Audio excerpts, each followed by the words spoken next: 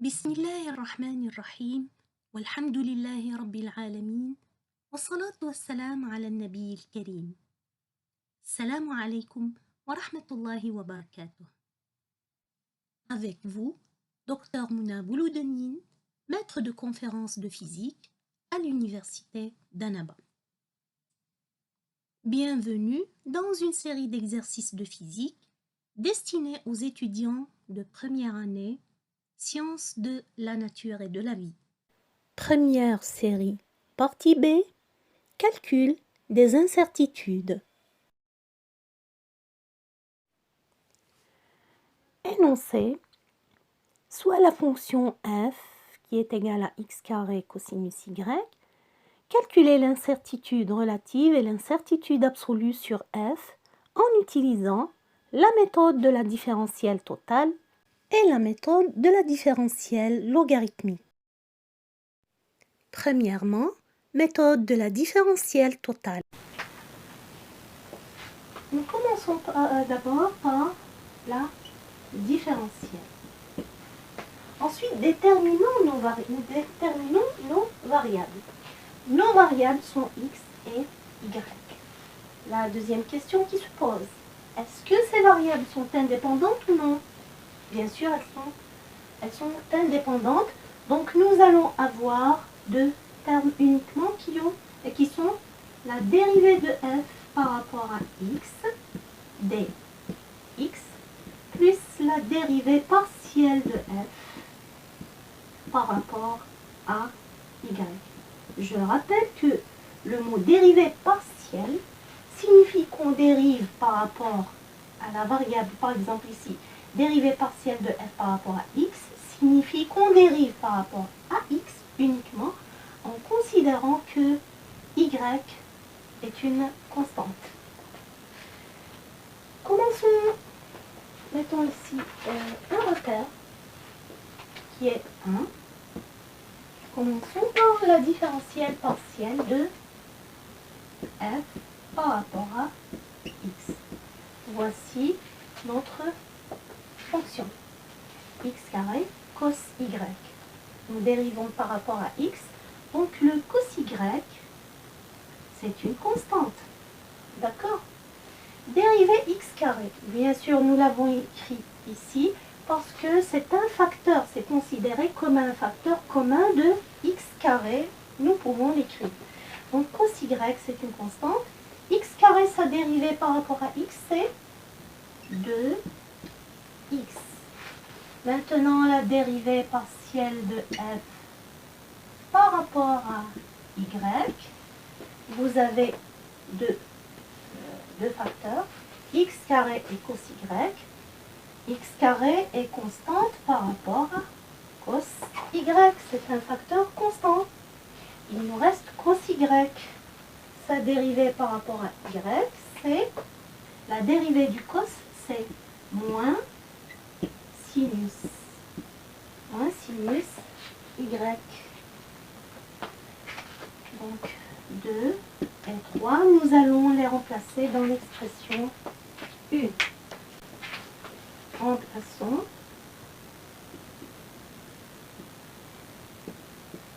De 3 en 1, ça vous donne df est égal dérivée partielle de f par rapport à x, 2x cos y multiplié par dx. Donc pour ne pas confondre, on va mettre une parenthèse ici. Nous avons ici moins x carré sinus y. C'est multiplié par quoi? Nous avons des rangs y, c'est dy. Voici la différentielle totale. Passons maintenant aux incertitudes. Incertitude, puisque nous avons des f, il est possible de calculer directement delta f. Incertitude absolue.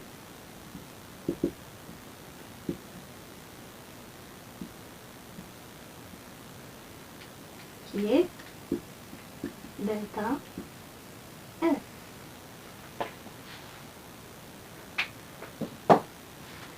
Alors, le D sera remplacé par delta.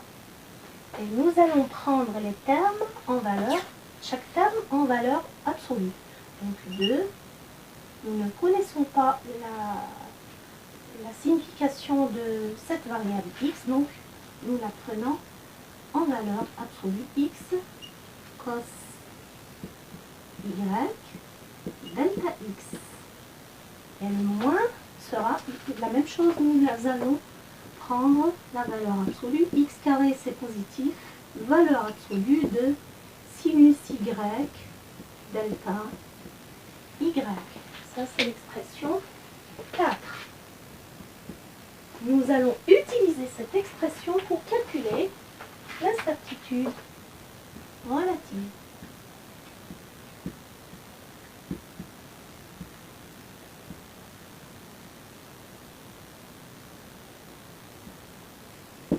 Qui est delta F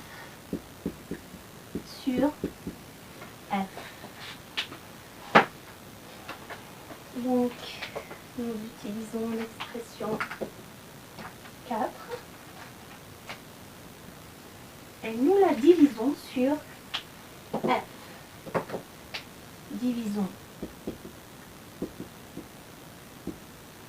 4 sur F.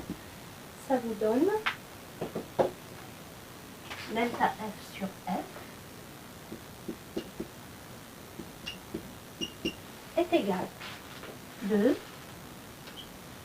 x cos y lorsque vous la divisez sur F qui est x carré cos y. Donc, si vous voulez, on va remplacer directement. Ensuite, on va faire le calcul. X carré cos y. Valeur absolue, delta x plus x carré sinus y sur x carré cos y delta y. Alors, delta f sur f, x sur x carré, cos sur cos, il vous reste 2 delta x sur valeur absolue de x, plus x carré sur x carré. On va le supprimer. Sinus sur cosinus, c'est la tangente. La tangente peut être positive ou négative, donc nous prenons la valeur absolue de la tangente delta y. Ainsi, nous avons trouvé l'incertitude relative par la méthode de la différentielle totale. Deuxièmement, méthode de la différentielle logarithmique. Rappelons notre f. C'est x carré cos y. La première étape, c'est calculer le logarithme. Log f est égal. Nous avons ici une multiplication. C'est log x carré, c'est-à-dire 2 log x plus log cos y. La deuxième étape, c'est calculer la différentielle. Différentielle de log f est égal à 2. Rappelez-vous que la différentielle de la somme, c'est la somme des différentiels. Donc, vous mettez différentielle de log x, différentielle de log cos x. À quoi est égale la différentielle de log une certaine grandeur x? À quoi est égal la différentielle du logarithme, c'est dx sur x. Je rappelle, nous dérivons d'abord, pour calculer la différentielle, nous dérivons la fonction log x, où nous obtenons 1 sur x. Ensuite, nous multiplions par la différentielle de la variable. C'est comme ça qu'on fait la différentielle. Donc, d log f, c'est quoi? C'est df sur f est égal à 2. d log x, c'est quoi? C'est dx sur x plus d log cos y. Vous faites la même chose ici. Donc, vous allez remplacer le x par cos y. C'est-à-dire, d, le x est remplacé par cos y sur cos y. Il nous reste à calculer la différentielle de cos y. df sur f est égal à 2 dx sur x plus, nous avons cos y. La différentielle de cos y, comment la calculer? Dériver cos y par rapport à quoi? Par rapport à y. Donc vous allez multiplier par la différentielle de y. La dérivée de cos y est égale à quoi? C'est moins sinus y.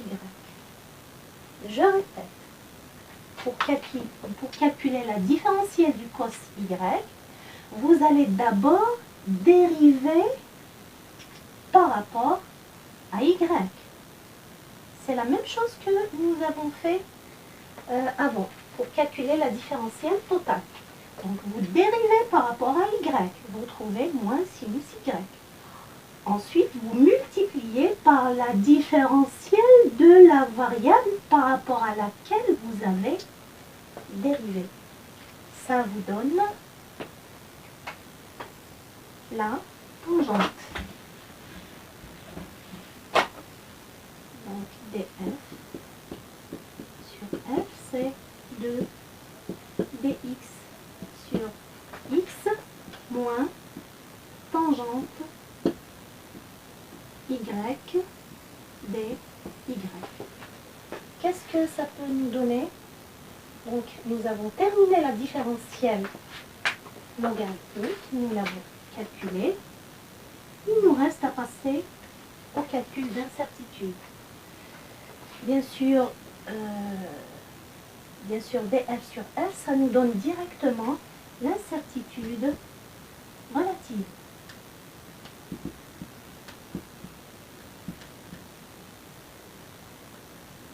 Qui est delta f sur f. Delta f sur f est égal à 2. Le d, vous le remplacez par delta. Et x ici, on ne sait pas est-ce que c'est positif ou négatif. Est-ce que c'est une variable positive ou non. Donc vous prenez la valeur absolue, le moins, vous prenez plus, vous le remplacez par le plus. Tangente y, vous prenez la valeur absolue de la tangente delta y. Ainsi, nous avons calculé l'incertitude relative.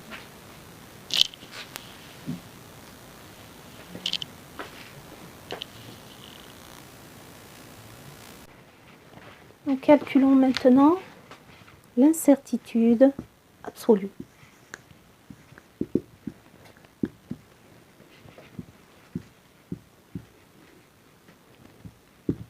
Delta F.